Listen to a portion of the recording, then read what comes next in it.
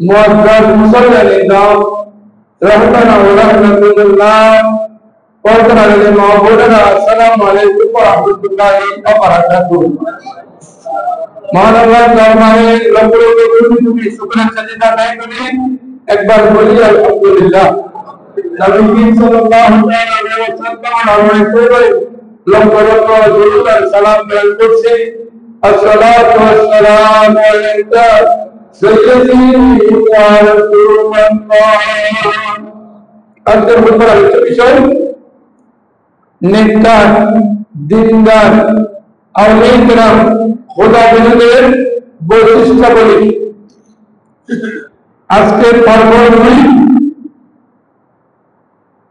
আল্লাহ তাআলা পবিত্র কোরআন মাজিদে রাসূল করিম সাল্লাল্লাহু আলাইহি ওয়াসাল্লাম হাদিস শরীফে দিনদার নেককার আউলিয়া কিরাম আল্লাহ ওয়ালা যাদের অন্তরে আল্লাহ বিনতে আছে তাদের অনেকগুলো বৈশিষ্ট্য বর্ণনা করেছেন।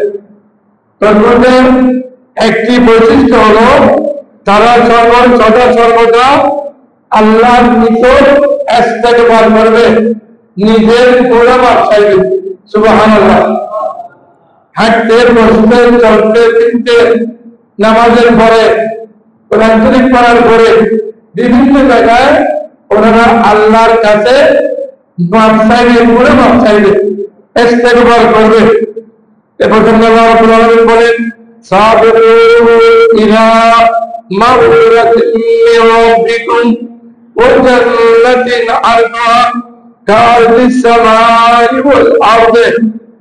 আল্লাহ রাব্বুল আলামিন বলেন তোমরা আমার বান্দারা, বিশেষ করে নেককার বান্দা যারা আল্লাহ ওয়ালা বান্দা নবী প্রেমিক যারা, তারা সর্বদা গুনাহ মাফ চাও এবং বইয়ের মধ্যে থাকো আল্লাহ জান্নাত দিচ্ছেন কিনা, আল্লাহর জান্নাত পাচ্ছি কিনা, যে আমি আল্লাহর জান্নাতের জন্য কাজ করতে পারছি কিনা, এভাবে দিতে থাকো।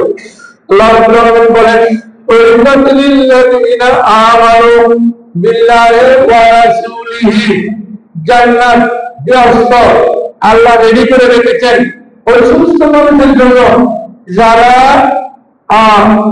কারা ঈমান এনেছে আল্লাহর প্রতি, রাসূলের প্রতি, যারা ঈমান এনেছে, ঈমানে কোনো গড়বড় নেই, ঈমানে কোনো ভেজাল নেই, ওই সমস্ত মানুষকে আল্লাহ রাব্বুল আলামিন জান্নাত দান করবেন। জান্নাত তাদের জন্য আল্লাহ তাআলা তৈরি করেছেন। যালিকা ফাদলুল্লাহি ইউতিহি মান ইয়াশা, এটা হলো আল্লাহর করুণা, আল্লাহর দয়া, জান্নাত পাওয়া। আমি কয়েকদিন আগেও করেছি ইবনে মাজাহ শরীফের হাদিস, কোন মানুষ যে আমল থাকে লা ইউজি, তার নামাজ রোজা হজ যাকাত তাকে মুক্তি দিতে পারবে না, একমাত্র মুক্তি পাবে আল্লাহর রহমতের কারণে, নবীর সুপারিশের কারণে। না হয় আপনি ইবাদতের যুগে কিছু করতে পারবেন না।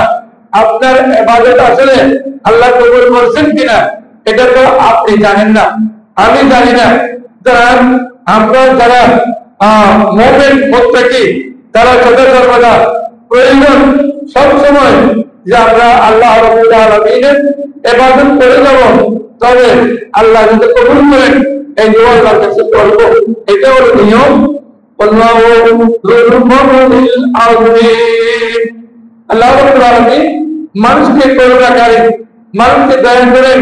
আল্লাহ রাব্বুল আলামিনের দয়া দিয়ে মানুষ জান্নাতে যেতে পারবে। আল্লাহ আমাদেরকে ঈমান মজবুত করার সাথে ভালো কাজ করার জন্য, ইবাদত করার জন্য তৌফিক দান করুন, আমিন। আল্লাহ রাব্বুল আলামিন শিক্ষা দিয়েছেন, ক্বালা রাব্বানা যালামনা আনফুসানা ওয়া ইন লাম তাগফির লানা ওয়া তারহামনা লানাকুনান্না মিনাল খাসিরিন।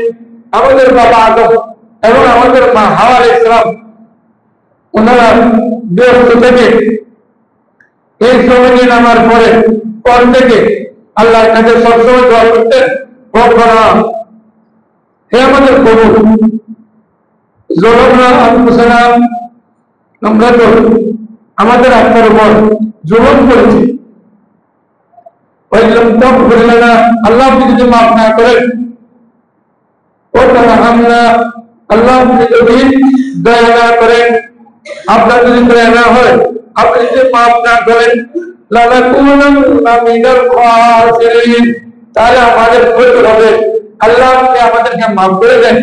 এইভাবে আল্লাহর কাছে দোয়া করতে করতে এক পর্যায়ে আল্লাহ রাব্বুল আলামিন তিনি আরশের পাশে দেখেছেন লা ইলাহা ইল্লাল্লাহু মুহাম্মাদুর রাসূলুল্লাহ সাল্লাল্লাহু আলাইহি ওয়াসাল্লাম। এটা দেখার সাথে দোয়া করে দিলেন, আল্লাহ আপনার আরশের পাশে যে নামটা লেখা আছে মুহাম্মাদুর রাসূলুল্লাহর নামে উসরে নিয়ে দোয়া করছি, আমাদের দোয়া কবুল করুন। সাথে সাথে আল্লাহ রাব্বুল আলামিন দোয়া কবুল করেছেন। বলে বলে সুবহানাল্লাহ। অনেকে বলেন যে আমাদের নবীকে আল্লাহ নম্বর দিয়েছেন 40 বছর পরে। নাউযুবিল্লাহ, যদি 40 বছর পরে নবী হয়, আপনারা বলেন ওরা শুনে লাগবে না যে আকাশের পাশে লা ইলাহা ইল্লাল্লাহ মুহাম্মাদুর রাসূলুল্লাহ নবী হওয়ার আগে ওই নামটা কিভাবে আসলো? সুবহানাল্লাহ। 2 নম্বরে বাবা আদম আলাইহিস সালামকে যখন জান্নাত দিয়েছেন আল্লাহ, আদম আলাইহিস সালাম বলেন আমার কেন ভালো লাগে না, একা একা এত বড় জান্নাত আমি কি করব, এত বড় জান্নাত আমার ভালো লাগে না, তো কি করবো? আল্লাহ আমার সাথে আর কাউকে দেন। আল্লাহ রাব্বুল আলামিন এই বাম পাশের থেকে, বাম শরীরের বাম পাশের খাট থেকে, পাজর থেকে আল্লাহ রাব্বুল আলামিন হযরতে মা হাওয়া আলাইহিস সালামকে সৃষ্টি করেছেন। পরে বলে সুবহানাল্লাহ। তাহলে বাবা আদম মা হাওয়া আলাইহিস সালামের বাবাও নাই, মাও নাই। এখানে কি উত্তর দিচ্ছি, রাসূল করিমের দরবারে একদা একজন মানুষ সাহাবী কর্তন নিয়ে গেছে, ইয়া রাসূলুল্লাহ, আমার বিবি আমার কথা সবগুলো শুনে না, কিছু শুনে আর কিছু শুনে না, কি করব? আল্লাহ রাসূল বললেন যে তাদেরকে আদম আলাইহিস সালামের বাম পাজরের বাম হাত, একটু বাঁকা হাত থেকে সৃষ্টি করা হয়েছে। আবার মামুনের আমাকে গালি দিয়ে না, যা আছে আমি তা বলতেছি। তো বলতেছেন যদি তুমি ওনাকে সোজা করতে চাও, হাত যদি সোজা করতে চায়, বাঁকা হাত, এটা সোজা হয় না, ভেঙে ফেলতে হবে, অর্থাৎ বিবেকাদি ভেঙে ফেলতে হবে। এই জন্য মা বলছেন আপনি একটা, দুইটা, তিনটা, চারটা, 80টা একসঙ্গে 80টা কথা মেনে নিয়েছে, অনেক সময় 20টা কথা মানে না। এই জন্য তাদের উপর কোনো আঘাতও ধরা যাবে না। তার মধ্যে একটা ফিক্র সবগুলো ঠিক আছে, একদিন আপনি সব দিতে পারেন নাই। এই জন্য আল্লাহ রাসূল বলেছেন, হে মেয়েরা, আমি তোমাদেরকে ইন্নী উরীদুকুন্না আকসারুন্না ফিন্নারে আও কামা ক্বালা আলাইহিস সালাম, হে মহিলারা, আমি তোমাদের অধিকাংশকে জাহান্নামে দেখেছি। ওনারা কান্নাকাটি শুরু করছেন, এর জন্য কারণ কি? কারণ হলো দুইটা, অনেক লম্বা হাদিস, আমি একটু করে বলতেছি। ওয়াত্তাকুনাল আশিরা ওয়াত্তাকুল লানা, তোমরা প্রতিবেশীকে যে কোনো মানুষকে লানত করেছো, এরা বেশি বেশি লানত দেয়। তো বেশি বেশি লানত দেওয়া এটা ঠিক নয়, তো বেশি বেশি লানত দাও। 2 নম্বরে তোমরা স্বামীকে নাফরমানি করো। 11 মাস ঠিক মতো খাওয়াইছেন, কাপড় চাপড় দিয়েছেন, 1 মাস দিতে পারেন নাই, এই 1 মাসের মধ্যে উঠে গেছে। 60 বছরের মধ্যে 59% ঠিক ছিল, 1 বছর যখন আপনি সবগুলো দিতে পারেন নাই তখন উঠে গেছে। এটা কিন্তু মা বন্ধুর জন্য বুঝতে পারছি। উনি যদি 59 বছর আপনাকে কাপড় চোপড় খাওয়া দাওয়া সবগুলো ঠিকভাবে দিয়েছেন, 1 বছর ওনার গরিবের হালতের কারণে দারিদ্রতার জন্য সবগুলো দিতে পারেন নাই, আপনি স্বামী নাফরমানি কেন করবেন? নাফরমানি করার কোনো কারণ নাই। তাই এই বাবা আদম এবং হাওয়া আলাইহিস সালাম যে আল্লাহর কাছে বলেছেন, আল্লাহ আমাদেরকে আপনি মাফ করে দেন, মহানবী সাল্লাল্লাহু আলাইহি ওয়াসাল্লাম উসিলায় আল্লাহ মাফ করে দিয়েছে।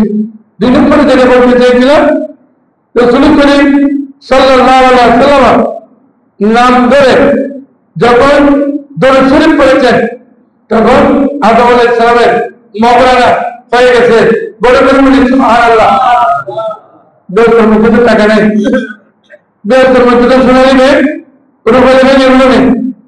তখন মা হাওয়া আলাইহিস সালামকে আল্লাহ তাআলা সৃষ্টি করেছেন, তখন বাবা আদম আলাইহিস সালাম এবং মা হাওয়ার মাঝখানে বিয়ে যাতে হচ্ছে। তো বিয়ে যাতে যখন হচ্ছে, তখন তো মওলানা দিতে হবে। মওলানা ছাড়া কোনো উপায় নেই, মওলানা কোনো উপায় নেই। তো হঠাৎ করে কি মওলানা দিবেন?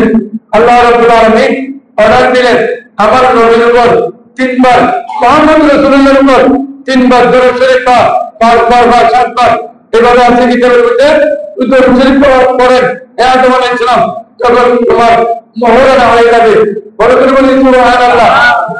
তাহলে যদি মুহাম্মদ রাসূলুল্লাহকে সৃষ্টি করে নেওয়া হয়, দরুদ শরীফ কি সৃষ্টির পরে করা হয় নাকি আগে করা হয়? কথা বলেন। আপনারা কোনো মানুষ দুনিয়াতে আসার আগে নাম রেখেছেন? মানুষ বলবে ভাগল, এ তো বেরোপুরি ভাগল। চেয়ার বিয়ে দিয়ে করে নেয়, ছেলের নাম রেখে দিয়েছেন মোহাম্মদ আব্দুল্লাহ। কি কি আব্দুল্লাহ? বিয়ে শাদী করছো? মানে করিনি। তোমার কোনো সন্তান আছে? বিয়ে শাদী করিনি, সন্তান কোথা থেকে থাকবে? তাহলে যদি বলে আমার ছেলের নাম আব্দুল্লাহ, তাহলে মানুষ বলবে এটা নাম্বার সারা ভাগল, কারণ সে বিয়ে শাদী করে নেই। এখন তার সন্তান থেকে পেল, সন্তান তো নাই, সন্তান তো নাই, তো নাম কেমনে রাখবে? তো মুহাম্মদ রাসূলুল্লাহ হলে প্রথম সৃষ্টি, ইয়া জাবের, আয়া জাবের, তুমি কি জানো আফদালু মা খালাকাল্লাহু নূরা নবিকা, আল্লাহ রাব্বুল আলামিন সর্বপ্রথম আপনার নূরে নূরকে সৃষ্টি করেছেন, তাই নবীজি প্রথম সৃষ্টি করে বলি সুবহানাল্লাহ। এবার আছেন মওলানা ছাড়া যারা থাকে, তাদের বিয়ে শাদী যুক্ত হয়েছে, ঠিক আছে, মওলানার টাকা কিন্তু মাপ নেই, অর্থাৎ স্ত্রীর স্বেচ্ছায় মাফ করে দিতে হবে। আপনি কিন্তু বইমিতি থেকে মাপ দিলে এটা মাপ হবে না। তাই পরে যে পেমেন্ট করবে সবাই, তখন যদি আপনার স্ত্রী আপনার কাছে পাওনা মওলানা টাকা চায়, তখন টাকা দেবেন থেকে, তখন পরস্পরের টাকা দিবেন আমরা আমল নামা থেকে, আপনার সব ওনাকে দিয়ে দিবেন। এই জন্য যাদের একেবারে টাকা পয়সা নেই, তারা যে কোনো বইয়ে বুঝিয়ে মাপ দিয়ে দিবেন। আর যারা তাদের মাপ করবে না, তারা যে কোনো বইয়ে ওই টাকা পয়সা শোধ করে দুনিয়া থেকে যাবেন, না হয় আপনি কবরে ফাঁসবেন। তো ওটা দিতে হবে, উপায় নেই। আল্লাহ বুঝার জন্য তৌফিক দান করুন, আমিন। এখন আমি আরেকটা কথা উত্তর দিচ্ছি। যারা খ্রিস্টান তারা বলে আল্লাহ কয়জন? কথা বলেন না, কয়জন? আমি যুবকদের জীবন দেবো না, কয়জন? আল্লাহ কয়জন? একটা আল্লাহ আছেন। দ্বিতীয় হলো মরিয়ম আলাইহিস সালাম। মরিয়ম আলাইহিস সালাম হলো আল্লাহর বিবি, স্ত্রী, আর ঈসা আলাইহিস সালাম হলো আল্লাহর সন্তান, আল্লাহর ছেলে। তাহলে কয়জন হয়ে গেল? আমি বলি বেদুকের দল, তোমরা তিনজন আল্লাহ কি করে বললাম? তিনজন বললাম যে মরিয়ম আলাইহিস সালাম বিয়ে সাথে হয়নি, ঈসা আলাইহিস সালাম মরিয়ম আলাইহিস সালামের গর্ভে এসেছে। তাহলে বিয়ে সাথে ছাড়া আল্লাহ রাব্বুল আলামিন হযরত হাওয়া আলাইহিস সালামের বিয়ে সাথে হয়নি। আদম আলাইহিস সালামের বাপ ভাই থেকে আল্লাহ সৃষ্টি করেছেন। আদম আলাইহিস সালামকে আল্লাহ কোথা থেকে সৃষ্টি করেছেন? আল্লাহু আ'লাম, এটা আল্লাহ জানেন। তাহলে বাবা ছাড়া মা ছাড়া তো হাওয়া আলাইহিস সালামের সৃষ্টি হয়েছে।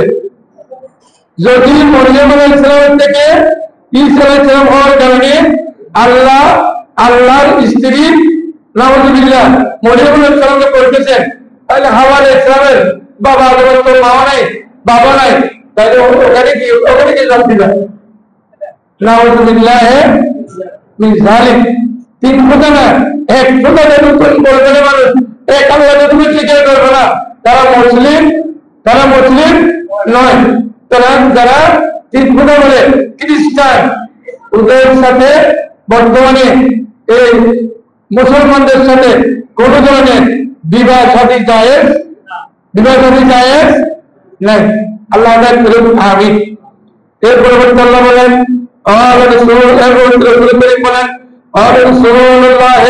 সাল্লাল্লাহু আলাইহি ওয়াসাল্লাম ইন্না শাইতানা ক্বাল ওয়া ইজ্জাতিকা ইয়া রাব্বি লা আবরাহু আফি ইবাদাকা মা দামাত রূহুহুম ফি আজসাদিহিম।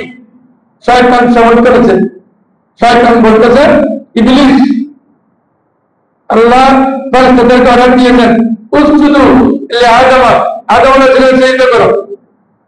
ফাসাদাল মালায়েকাতু কুল্লুহুম আজমাউন। কোরআন শরীফের আয়াত, সব ফেরেশতা সিজদা করেছে ইল্লা ইবলিস। ইবলিস কিন্তু সিজদা করেন নাই।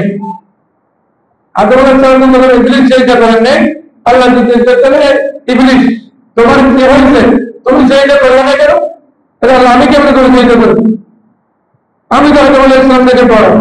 নাউযুবিল্লাহ, নবীর থেকে বড় কেউ থাকতে পারে? নবীর চেয়ে বড় কেউ আছে পৃথিবীতে? যদি কেউ আছে বলে তাহলে মেন নাই, সেই ইবলিসের বড় ভাই, সেই ইবলিসের বড় ভাই, অথবা ইবলিসের ছোট ভাই আছেন। তুমি সিজদা করলে না কেন? খালাকতানি মিন নারিন ওয়া খালাকতাহু মিন তিন। আমাকে আল্লাহ সৃষ্টি করেছেন আগুন দিয়ে, আগুনের কাজ করো জ্বালিয়ে তোমার ঘরে টিকে যায়। আর আদম আলাইহিস সালাম সৃষ্টি করেছেন মাটি দিয়ে, মাটির কাজ করে নিচের দিকে যাও। আমি তো আদম আলাইহিস সালামকে সিজদা করতে পারি না, পারো না? ইবলিস তুমি জান্নাত থেকে বের হয়ে যাও। খালি তাকে ইবাদত করলে হবে না, যদি করতে হবে যাতে আল্লাহর কোন নবীর সাথে বেয়াদবি না হয়। দেখেন এই ওর নাম হলো আজাজিল, এই ইবলিসের নাম হলো আজাজিল। এই আজাজিল সিজদা করে নেই পৃথিবীর বুকে এমন কোন জায়গা নাই, জান্নাত এমন কোন জায়গা নেই যেখানে সিজদা করে নেই। তাহলে প্রচুর ইবাদত করেছে, তো ইবাদত করার পরও সে কেন আল্লাহ তাকে জান্নাত থেকে বের করে দিলেন কিয়ামত পর্যন্ত? তার উপর লানত হবে কেন? তার উপর লানত হবে সে আমার নবী আদম আলাইহিস সালামের সাথে বেয়াদবি করেছে, আল্লাহ নাফরমানি করে নেই, আদম আলাইহিস সালামকে সম্মান করে নাই, এই জন্য।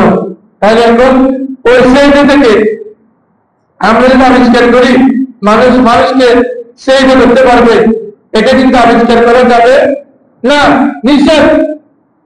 মানুষকে সিজদা করা নিষেধ। ওইটুকু সম্মান সব করতে পারবে, কিন্তু ওইটুকু সম্মান করা যাবে, সিজদা করা যাবে না।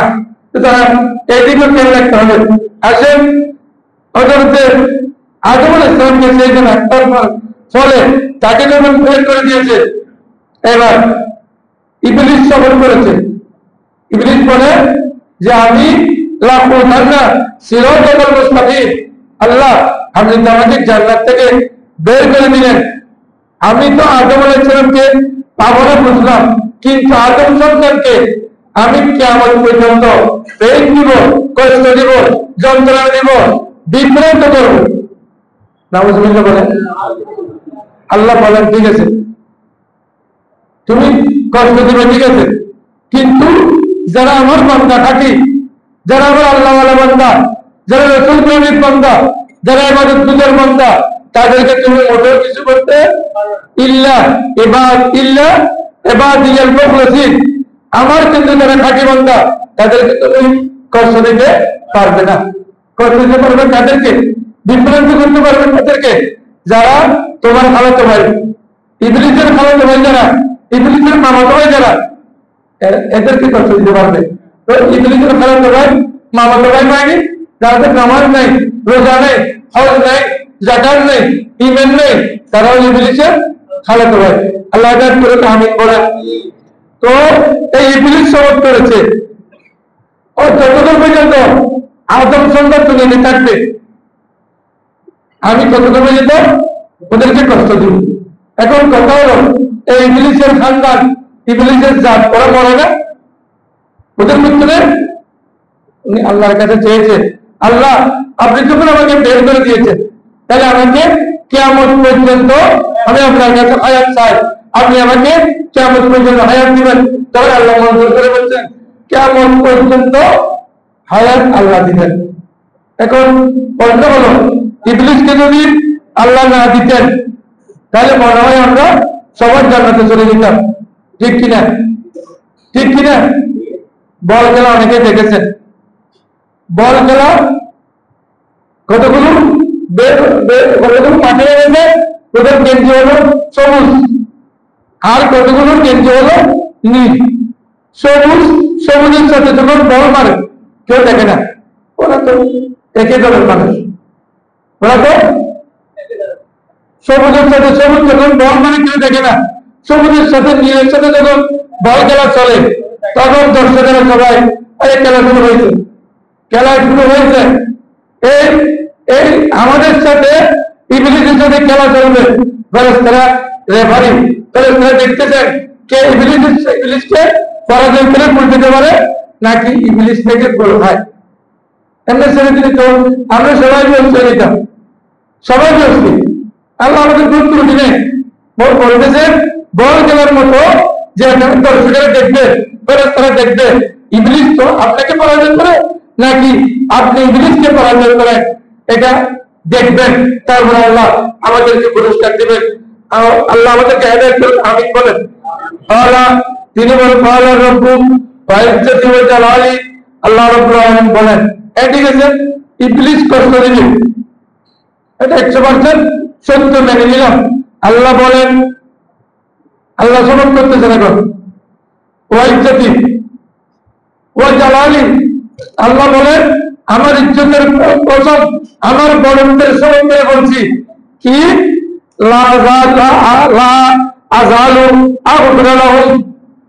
আমি তাদেরকে ক্ষমা করতে থাকবো কত পর্যন্ত, মা ইস্তাগফিরুনি, যতক্ষণ পর্যন্ত ওনারা আমার কাছে ক্ষমা চায়।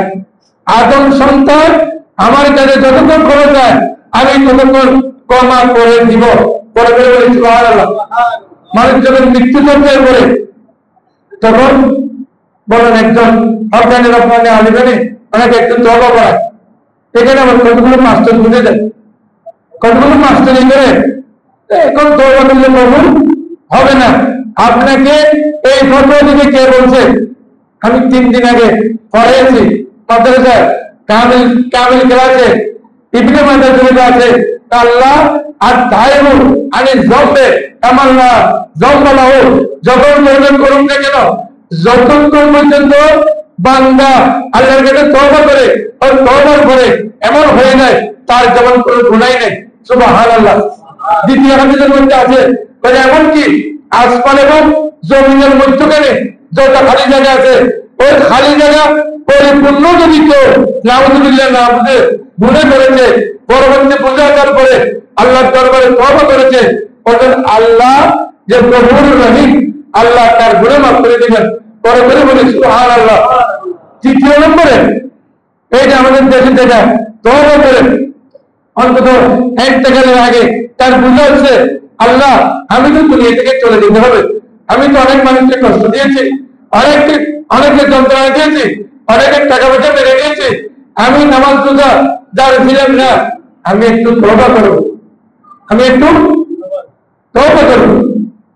তওবার জন্য তখন হকানের ব্যাপারে আলেম যায়। আল্লাহ রাসূল বলেছেন হযরত মালুম ইউরাহিল যে আমাদের বুড়ো মুরব্বীরা যারা আপনারা জানেন যে কোন মৃত্যু সঞ্চার মানুষকে দেখতে গেলে ওনারা বুড়োরা বলে বলতে পারে কান ভেঙে যায়, তখন কান ভেঙে যায় আর ভিতর থেকে একটি গড়গড় শব্দ আছে, তখন ভিতরে বলে যে উনি কিন্তু আর বাঁচবে না। ওনার সামনে কিন্তু এই লোকেরা বলবেন না কোনো সময়, বাইরে এসেছে ছেলে মেয়েদেরকে বলে উনি আর বাঁচবে না, তোমরা প্রস্তুত থাকো বলে। তো হাদিস শরীফে এসেছে মালম ইউবারগিল আছে, ডাইরেক্ট হাদিস শরীফে আছে ইবনে মাজাহ হাদিস যে যতক্ষণ পর্যন্ত তার গড়গড় শব্দটা বের না হয় অর্থাৎ মৃত্যুর টাইম না আছে ততক্ষণ তওবা করলে তার তওবা কবুল হবে।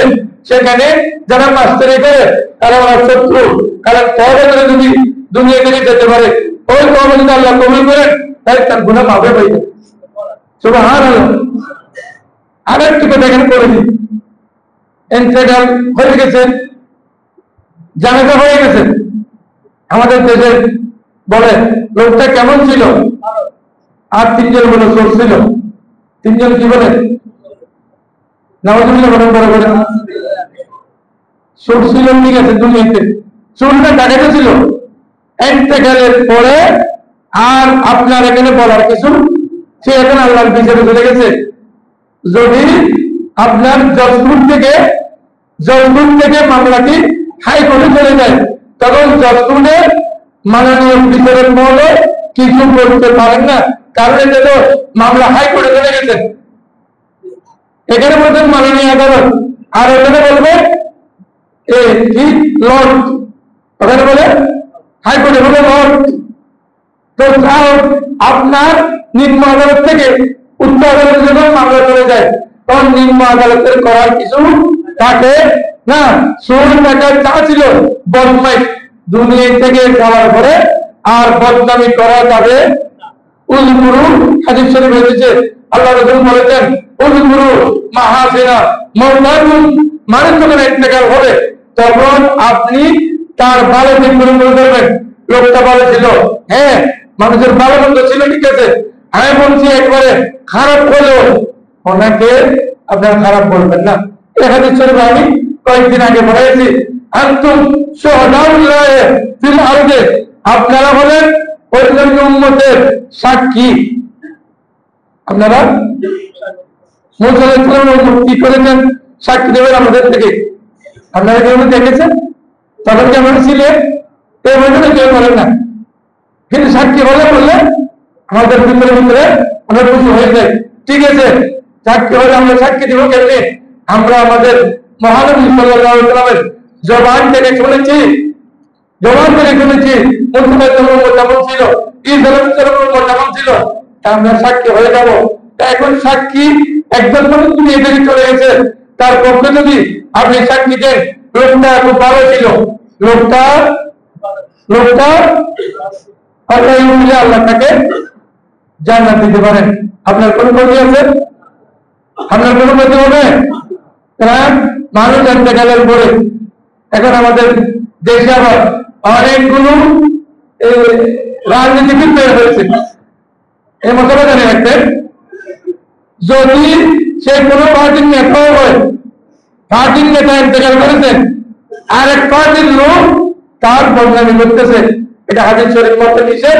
যদি সে মুসলমান হয়, যদি যিনি ইন্তেকাল করতেন সে মুসলমান হয় এবং যিনি বদনামি করতেছেন সে মুসলমান হয়, তাহলে যিনি বদনামি করতেন তার গুনাহ হবে, কি হবে? কি হবে? ওনার ভালো মন্দ এখন চলে গেছে, ওনারা এখন আল্লাহর বিচারে আছেন। এখন ওনাকে আল্লাহকে শাস্তি দিচ্ছেন নাকি জান্নাত দিয়েছেন, আল্লাহু আ'লাম, আল্লাহ জানে। যেমন আপনি আরেক পার্টির নেতাকে, সেই পার্টির লোক আপনি নয়, এই পার্টির নেতাকে গালি দেওয়া, পার্টির নেতার বদনামি করা, এটা কোনো মুসলমানের জবান দিয়ে বের হতে পারে না।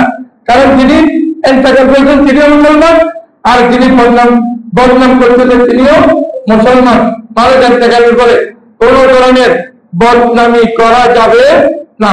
তাহলে এখন আমি বলতে চাচ্ছি, আল্লাহ শপথ করে বলছেন, আমি ততক্ষণ পর্যন্ত আমার বান্দার গুনাহ মাফ করবো, গুনাহ মাফ করবো, মাস্তাগফিরুনি, যতক্ষণ সে বান্দা আমার কাছে মাফ চায়, আল্লাহর কাছে মাফ চায়। বলবেন করি সুবহানাল্লাহ। আমরা আল্লাহর কাছে মাফ চাইনি সপ্তাহে জুমার দিন নামাজ পড়ে একবার নয়। আল্লাহ রাসূল আমাদেরকে শিক্ষা দিয়েছেন, রাসূল করিম সাল্লাল্লাহু আলাইহি ওয়াসাল্লাম ইস্তাগফারা ৭০ মাররাতান ফিল ইয়াওমি, আল্লাহ রাসূল ডেইলি ৭০ বার দৈনিক আল্লাহর কাছে মাফ চাইতেন। বলবেন বলি সুবহানাল্লাহ। নবীজির অনেক গুনাহ ছিল কিন্তু, কথা বলেন, অনেক গুনাহ ছিল কিন্তু কেউ যদি বলে নবীজি গুনাহ করেছেন, তার ঈমান নাই, সে বেঈমান, তার কোনো ঈমান নাই, সে পরিবর্তন হয়ে গেছে। সে কি মুসলমান সমাজে বাস করলো, সে বলবা নন মুসলিম। আর নবীরা গুনাহ করতে পারেন না। যিনি গুনাহ করেন আল্লাহ তাকে নবুয়ত দেন না। এটা কোরআন শরীফের আয়াত আছে, লা ইয়ানালু আহাদিন যালিমিন, আল্লাহর কোন নবুয়ত পাই নাই, কোনদিন নবুয়ত আল্লাহ দেন নাই জালেমদেরকে। যারা গুনাহ করেন তারা জালেম হয়ে যায়। সুতরাং আল্লাহ কোন নবীকে, গুনাহগার নবীকে আল্লাহ নবী বানান নেই। যদি কেউ কোনো মুসলমান বলে থাকে তার ঈমান নবায়ন করতে হবে। ঈমান যদি নবায়ন না করে সে যদি ইন্তেকাল হয়, তাহলে সে নন মুসলিম হয়ে দুনিয়া থেকে বিদায় দিবে। যারা এভাবে নবী গুনাহ করতে পারে, তবে নবী আমার মতো হয়ে গেল, আমি নবীকে মানবো। সুতরাং অনেকে বলে বড় বড় নবীগণ বড় বড় গুনাহ করে। আমি আপনাদের একটা কথা বলি, আপনাদের ইমাম সাহেব যদি আপনি মনে করেন দেখেন নাউযুবিল্লাহ কোন ধরনের একটি কবিরা গুনাহ করতেছে, তাহলে আপনি আসরের আগে যদি কবিরা গুনাহ করে আসরের নামাজ পড়ার পিছনে পড়বেন? এই কথা বলেন, পড়বেন? আপনি দেখে আসছেন, এখন আপনি কিছুক্ষণ আগে দেখলেন যে উনি কবিরা গুনাহ করেছে, তাহলে ওনার পিছনে নামাজ পড়বেন না। আর এখন হলো আপনার একটা পতাকা, এই হোসেন আহমদ পাড়া, হোসেন আহমদ পাড়া একটা মসজিদের ইমাম সাহেব যদি গুনাহ করলে আপনি ওনার পিছনে নামাজ না পড়েন। আর মহানবী সাল্লাল্লাহু আলাইহি ওয়াসাল্লাম তো আমাদের নবী নন, আকাশ বাতাস ৩,৩৬,০০০ সবগুলোর নবী। কেউ নবীদের পিছনে নামাজ পড়তেন না। কোন সাহাবীকে বলেন নাই নবী গুনাহ করেছেন? কোন সাহাবী বলেছেন? কোন সাহাবী বলেছেন? না। ১,২৪,০০০ বা আরো বেশি সাহাবী ছিলেন। কোন নবী তো কোন নবী গুনাহ করতে পারেন এই কথা কোন সাহাবী বলেন নাই। আপনি কোন ধরনের চিন্তাবিদ? আপনি কোথায় ছিলেন এতদিন? এই চিন্তাবিদ আপনি কোথেকে বের হয়েছেন? নবীগণ গুনাহ করতে পারে? আর আপনার ঈমান অনেক আগে চলে গেছে, এর তারা বিশ্বাস করে, এর মানে জরিমানা থাকবে না। সুতরাং নবীগণ যারা গুনাহ করতে পারেন, যাদের অন্তরে একটু তারা বেঁচেছেন, তারা তওবা করেন, ঈমান নবায়ন করেন, নাহলে আপনি জান্নাত পাওয়া সম্ভব নয়। আল্লাহ হেদায়েত করুন, আমিন বলেন। আর আমি বলতে চাইছিলাম, এই ইন্তেকালের পূর্বক্ষণ হলো যাদের বুঝে আছে তারা যদি তওবা করে, তাদের তওবা আল্লাহ কবুল করেন। আপনি তওবা করতে কাউকে নিষেধ করবেন না। আল্লাহ রাব্বুল আলামিন আমাদেরকে নেককারদের, দিনদারদের, আউলিয়া কেরামের এই সোহবত ইখতিয়ার করে ওদের বৈশিষ্ট্য অর্জন করার তৌফিক দান করুন। আমিন।